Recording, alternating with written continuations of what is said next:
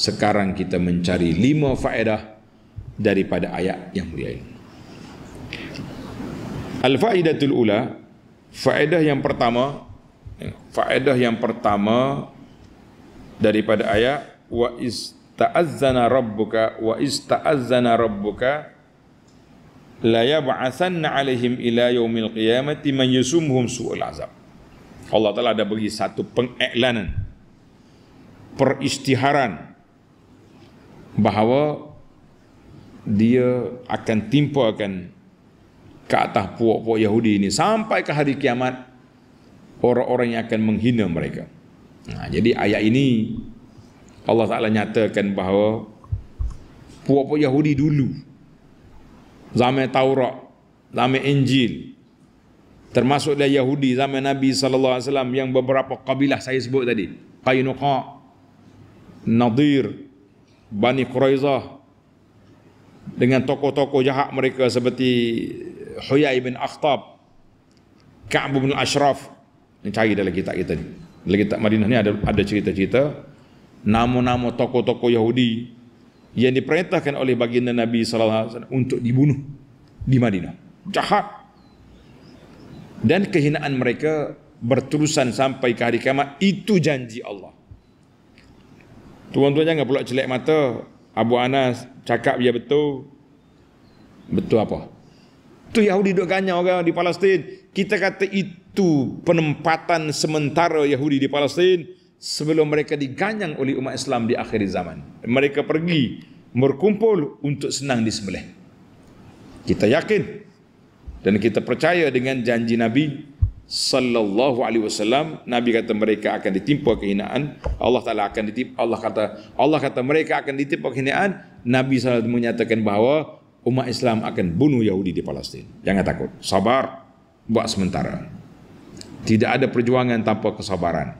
Tidak ada perjuangan tanpa kesabaran.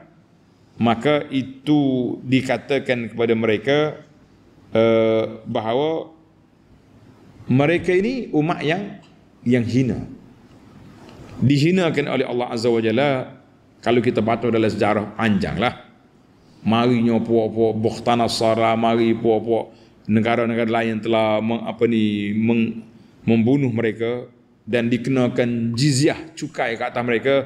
Kita kata bacalah dalam sejarah Yahudi yang panjang untuk memahami apa yang disebut oleh Allah Azza wa Jalla, la yab'atsanna alaihim, aku akan timpa ke atas mereka penguasa-penguasa yang lain untuk menghina mereka. Itu yang pertama. Yang kedua, wa qatta'nahum fil ardi umama, kami pecah-pecahkan mereka. Ay tafriqihim wa tamziqihim jama'at wa tawaif. Aku pesahkan mereka, pecah belahkan mereka, jadikan mereka itu kumpulan yang kecil-kecil, juz. Sebab apa? Nak bagi tahu kepada mereka ini tak ada apa? Tidak ada negara, tak ada tempat, tidak ada orang panggil kesatuan. Dalam Quran, dalam ayat lain Allah Taala sebut tahsabuhum jami'an wa qulubuhum syatta. Puak-puak kafir ni kita nampak dia ada kesatuan, ada pakatan, ada ikatan, ada macam-macam. Tapi hakikatnya wa qulubuhum syatta, hati mereka berpecah. Hati mereka pecah. Nampak macam bersatu. Ada kesatuan, ada wahdah, ada pakatan, tapi sebenarnya tak pakat-pakat pun. Tidaklah berpakat-pakat sangat pun. Ya. Nasallallahu al-afwa wal afiyah. Kita minta umat Islam ini Allah Taala satukan hati kita, kekuatan kita untuk apa? Untuk berada di atas landasan yang benar, untuk kemuliaan Islam dan kemaslahatan umat Islam. Allahul musta'an. Allah Taala lah bantu kita semua. Jangan dipecah-pecahkan kita. Kalau kita pecah, memang kita tak kuat.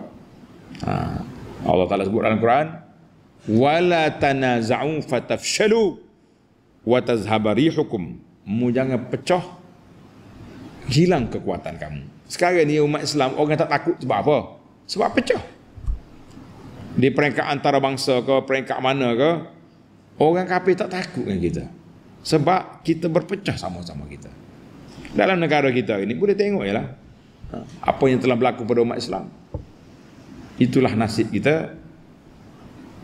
Mekanisme kesatuan ummah besar, ada Quran, ada sunnah lagi ada tu. Tapi perangai pecah belah. Termasuklah di kalangan kita sama kita pendakwah pun.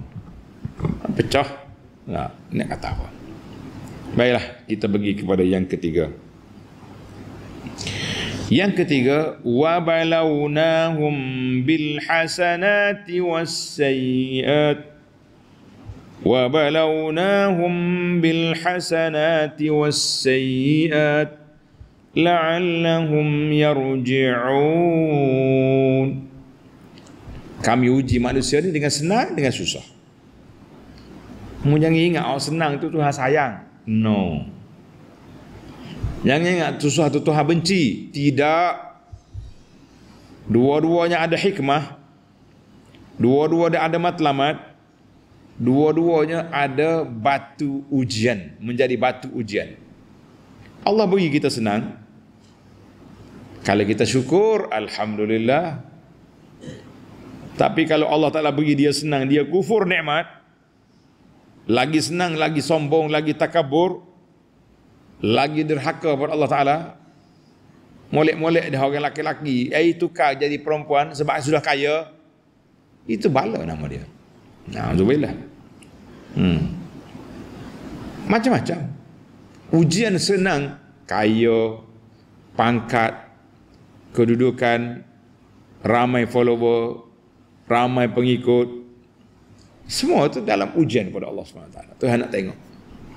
Ada orang ni diuji, senang, Masya Allah, tawadhu, sabar menghadapi kerana orang, semua itu ujian Allah Ta'ala. Ataupun Tuhan bagi dia susah, ujian juga. Cuma dalam kepala kita ya, susah tu ujian. Nah, senang tu bukan ujian. Enggak. Senang tu ujian, susah tu ujian. Kita kena sedarlah. Jangan kata aku Tuhan sayang sebab tu aku kaya. No, tak syarat. Yang keempat. Yang keempat tulis yang keempat. Fa khalafa min ba'dihim khalfun warisul kitaba ya'khuduna 'arada hadzal adna. Allahu akbar. Allah kata selepas mari daripada ulama-ulama muslihun, salihun, mari penerima kitab Taurat yang kemudian Taurat ada di tangan, belajar kitab Taurat dia tahu halal haram, tapi ya'khudhu aradah, pergi ambil mata benda yang murah, mata benda yang tak ada nilai di sisi Allah Azza wa Jalla. Untuk apa? Untuk mengaih keuntungan, kesenangan dunia yang sementara. Kata di ulama tadabbur, ulima minal ayah anna tama', diketahui daripada ayat ini sifat tamak. Tamak nak ke dunia ni, itulah yang telah menjadi darah daging, nasi makan, air minum kepada perangai Bani Israel yang jahat. Fa'afsada alaihim amruhum, maka rusaklah kedudukan mereka, sifat mereka jadi buruk. Sebab apa? Sebab nak ke dunia, jual akhirat. Kata di ulama tadabbur, hatta alladhina warisul kitab al-karim, sama juga penerima Quran, kitab yang mulia ini, hafal Quran, baca Quran, buat kelas Quran, online lagi, alamanya lagi, tapi perangai tidak seperti ahlul Quran. Ngaji Quran, buat kelas Quran, ustazah, buat TikTok, muncung orang panggil kenilutu. Mengapa dia pula? Cara TikTok tu, pergerakan orang perempuan, orang tak gerak banyak. Nah, kita tak katalah menari dengan ada.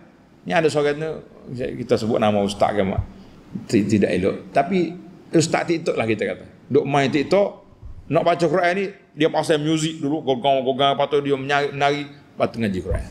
Saja. Ayu kitabin Ayu adabin ma'a kitabillahi hadza, muambil adab mana lagu ni? Maka guna ayat Quran, jadikan Al-Quran sebagai bahan untuk meraih pahala, meraih keuntungan dunia semata-mata.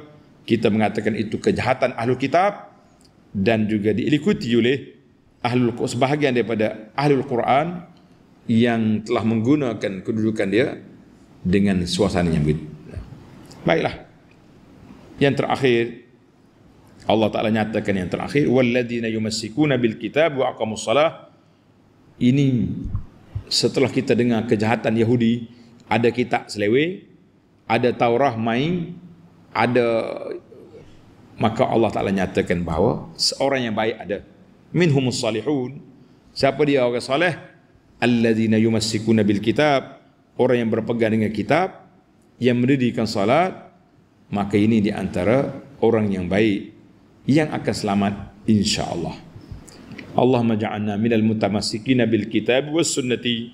Ya Allah, jadikan kami orang yang berpegang dengan Quran dengan sunnah, orang yang sentiasa membela agama ini daripada diselewengkan, orang yang menyebarkan sunnah untuk diamalkan.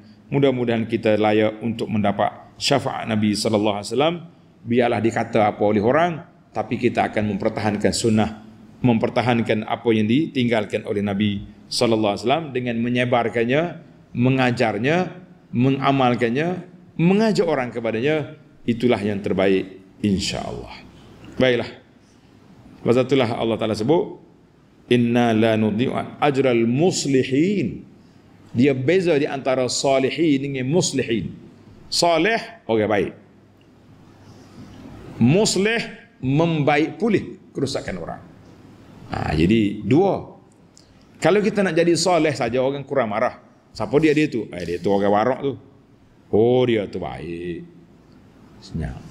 Tapi kalau jadi muslih, nak membaik pulih kerusakan orang, sakit kepala, nyepukul demo, nyetai, nyekatak demo, nyetenyih demo, sebab nak jadi muslih, nak membaik pulih kerusakan umat.